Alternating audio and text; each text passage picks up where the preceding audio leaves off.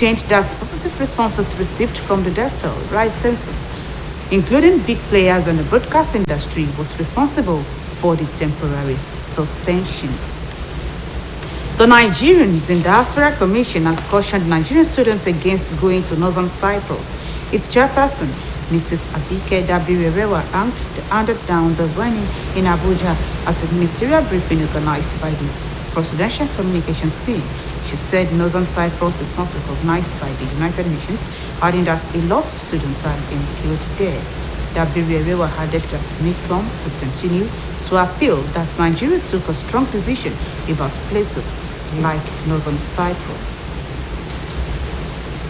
Sequel to the recent political development as it relates to the July 16 governorship election in Osun State, State Chairman of the All Progressives Congress, Prince Boyega Famodu, has enjoined all members and supporters of the party to increase their prayers for their wish to be manifested. Famodu, in a statement issued by his media advisor, Ola Olabisi, stated that there are no challenges that are beyond the settlement of God. Prince Famodu reminded the members and leaders of the party that as members of the same political family with a common ideal and interest, it's incumbent on them to make prayers the fortification of their political expectation. He urged the members of the APC, whose spirits were dampened shortly after the declaration of the governorship election results, to shed off their toga of discouragement.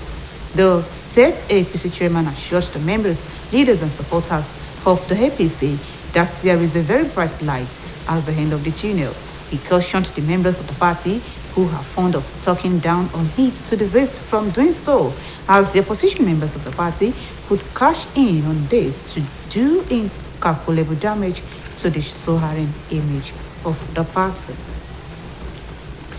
Numbers of residents of Osun State have benefited from the State Primary Health Care Development Board Free Surgical Mission,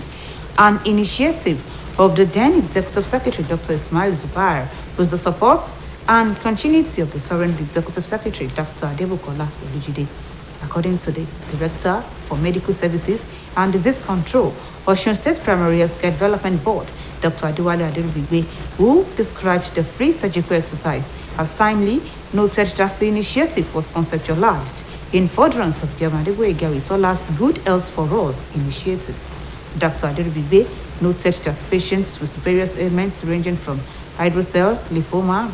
breast lumps, and other minor surgical cases were freely operated on. Beneficiaries of the free surgical exercise appreciated the state government for giving them the opportunity to partake in the free surgical exercise.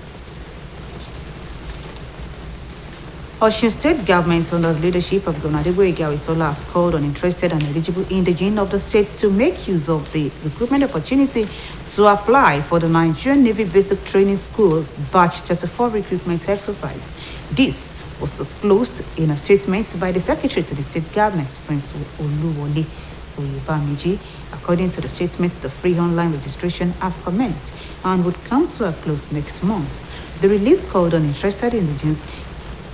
to register for the exercise online via www.joinnigeriannavy.com on or before Saturday, September 17th, in strict compliance with the registration guidelines provided by the Nigerian Navy. All is set tomorrow for the annual general meeting and inauguration of the new executive members of Nigerian Institute of Agricultural Engineers, a division of the Nigerian Society of Engineers, Osogbo branch. A press statement issued by the chairman of the planning committee of the event, Engineer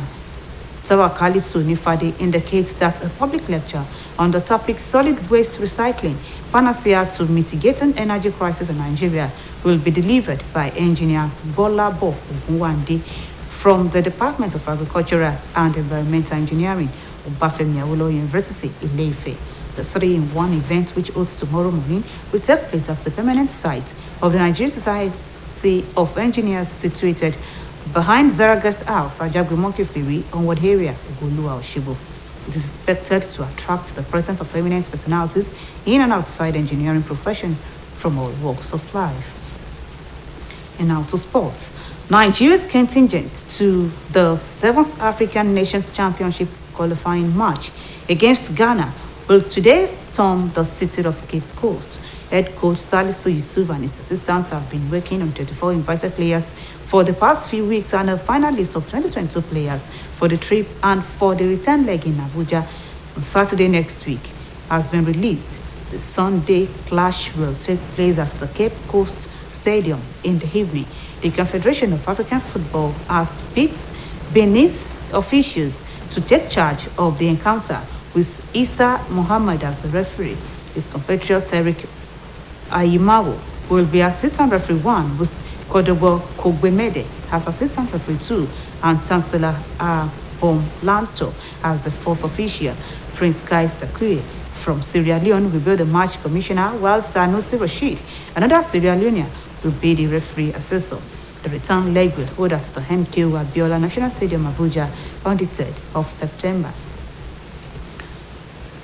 On the foreign scene, an anti-terrorism court in Islamabad has granted interim bail to the Pakistan Tehreek-e-Insaf chief and former Prime Minister Imran Khan in a case registered against him for his remarks against senior police officials and a female judge. The judge, Raja Jawad,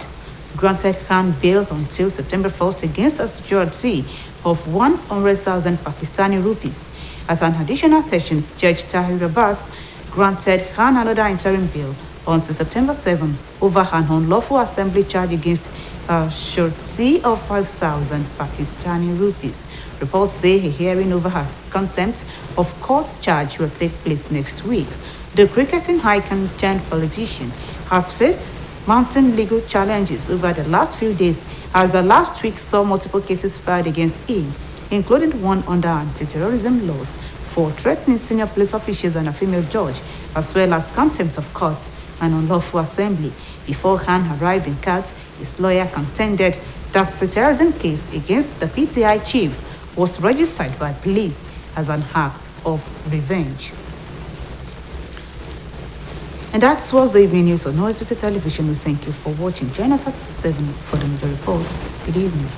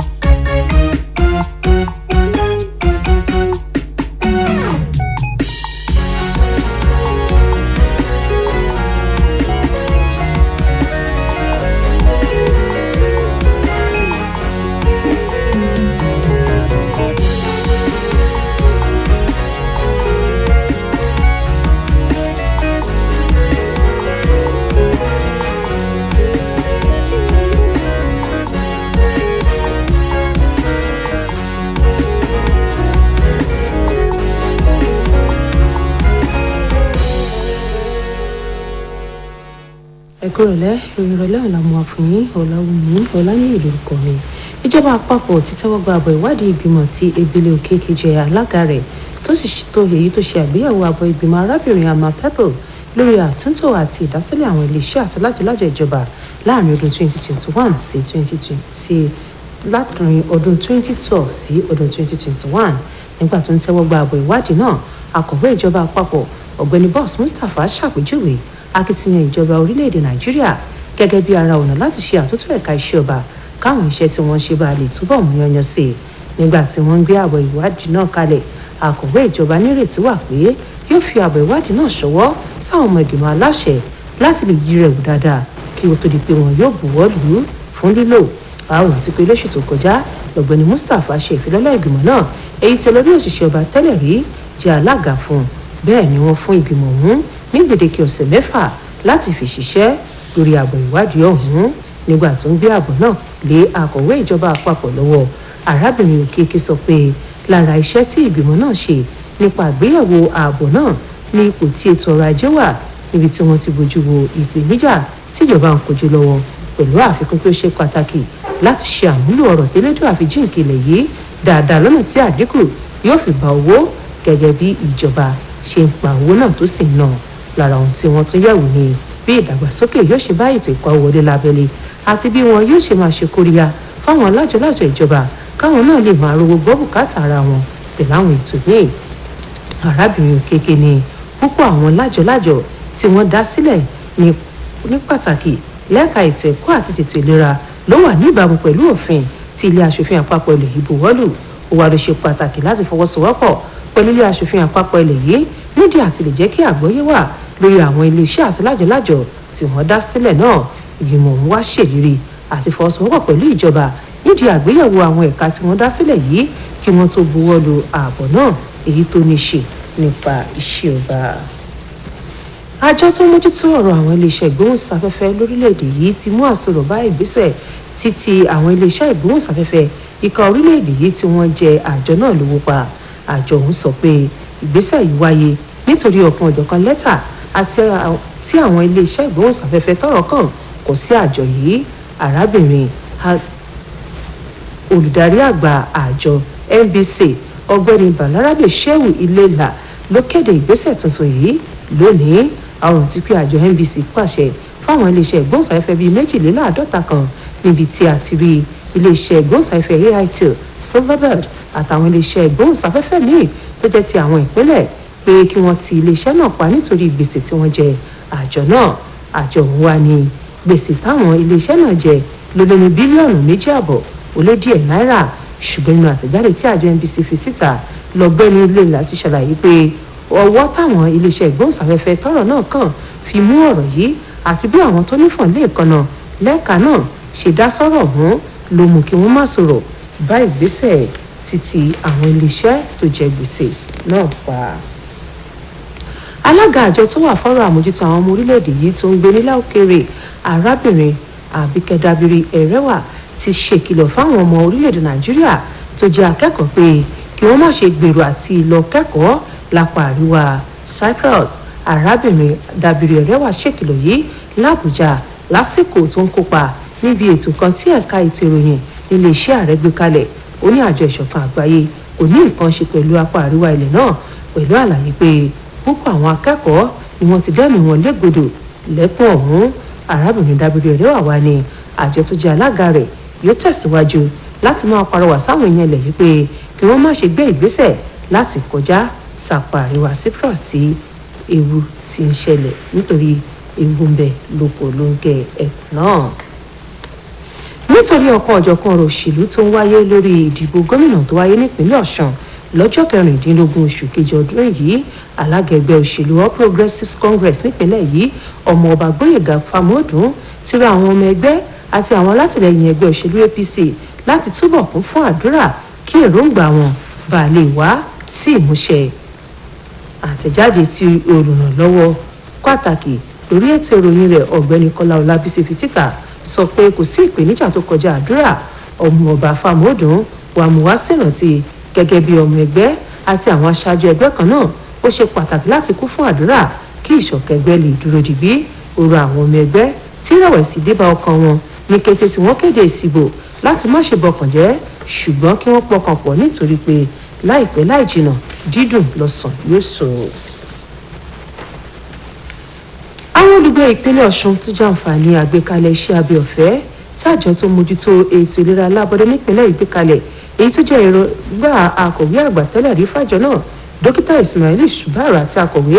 àjọ ọ̀hún lọ́wọ́lọ́wọ́ dókítà Adébùkọ́lá Olùjídé gẹ́gẹ́ bí adarí ètò tó ń pinwọ́ àrùn nínú àjọ náà dókítà Adéwálé Adédìgbé ṣe sọ ó ṣàpèjúwe iṣẹ́ abẹ ọ̀fẹ́ yìí gẹ́gẹ́ bí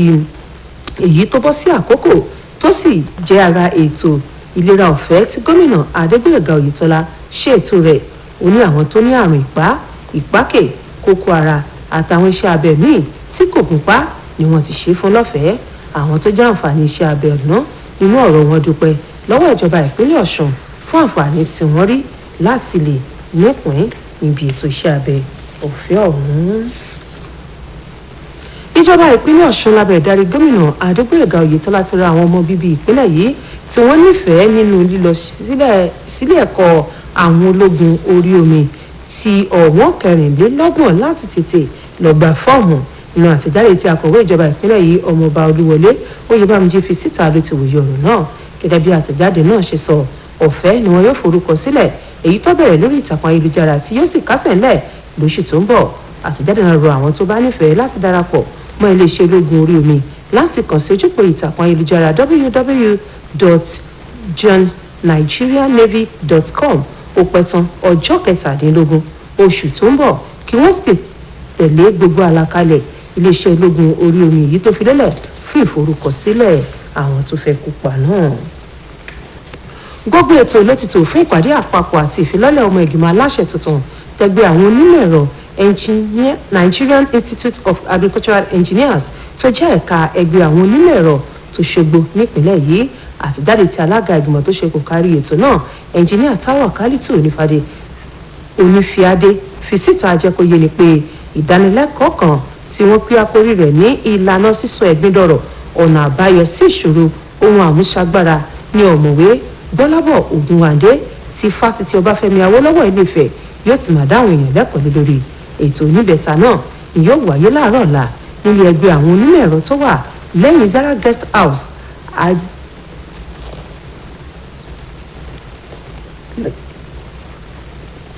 ètò oníbẹ̀ta náà ni yóò wáyé láàárọ̀ ọ̀la nílé ẹgbẹ́ àwọn onímọ̀ ẹ̀rọ tó wà lẹ́yìn Zara Guest House Àjàgbémókèfèrí lágbègbè Ògolúwa Òṣogbo ìrètí wà pé àwọn akọ́ṣẹ́mọṣẹ́ onímọ̀ ẹ̀rọ ni yóò wà níkàlẹ̀ níbi ètò yìí. lórí ìròyìn eré ìdárayá lónìí ní ikọ̀ agbábọ́ọ̀lù ilẹ̀ yìí yóò gúnlẹ̀ sí Cape Coast lórílẹ̀‐èdè Ghana fún ti ìdíje kòmẹ́sì oyè láti kọ́gùjà fún ìdíje fi ẹ̀yẹ ilẹ̀ Áfíríkà ti ṣe lẹ́ẹ̀kejì rẹ̀ olùkọ́ ikọ̀ agbábọ́ọ̀lù ilẹ̀ yìí Salisu Yusuf àtàwọn amúgbálẹ́gbẹ̀ẹ́ rẹ̀ ló ti ń ṣiṣẹ́ takuntakun lórí àwọn agbábọ́ọ̀lù bíi 24 láti bí ọ̀sẹ̀ mélòó kan àmọ́ tí wọ́n padà sa àwọn 22 náà fún ìdíje yìí nígbà tí abala kejì ìfẹsẹ̀wọnsẹ̀ ọ̀hún yóò wáyé ní sátidé òpin ọ̀sẹ̀ tó ń bọ̀ nílùú Àbújá lọ́wọ́ ìrọ̀lẹ́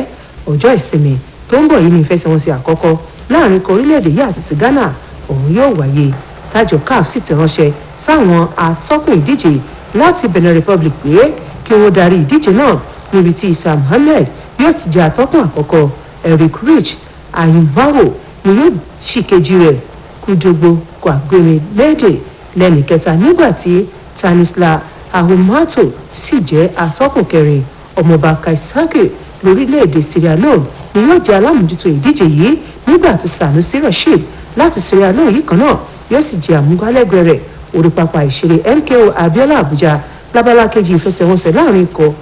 Ghana àti Nàìjíríà yóò tún wáyé lọ́jọ́ kẹta oṣù tó ń bọ̀. nínú òkèèrè ilé ẹjọ́ kan tó ń gbọ́ ẹ̀sùn tó ní ṣe pẹ̀lú ṣíṣígun sí ìwà sọ̀mọ̀mí ní Islamabad ti gba bẹ́ẹ̀lì mínísítà tẹ́lẹ̀ rí nílẹ̀ náà Imran Khan fẹ̀sùn pé ó sọ̀rọ̀ kòbákùngbé sọ́gà ọlọ́pàá àti adájọ́ obìnrin lórílẹ̀‐èdè náà Raja Jawad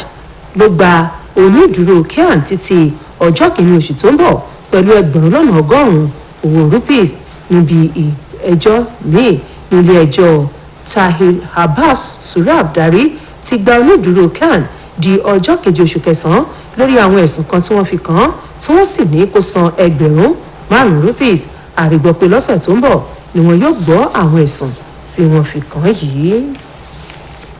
Kò ní jùlọ lórí ìròyìn ìrọ̀lẹ́ fún ti àkókò yìí, ẹ darapọ̀ mọ́ aago 8 àbọ̀ alẹ́ nígbà tá a mú àkójọpọ̀ ìròyìn wá sójú ìwòran yín títí ìgbà náà.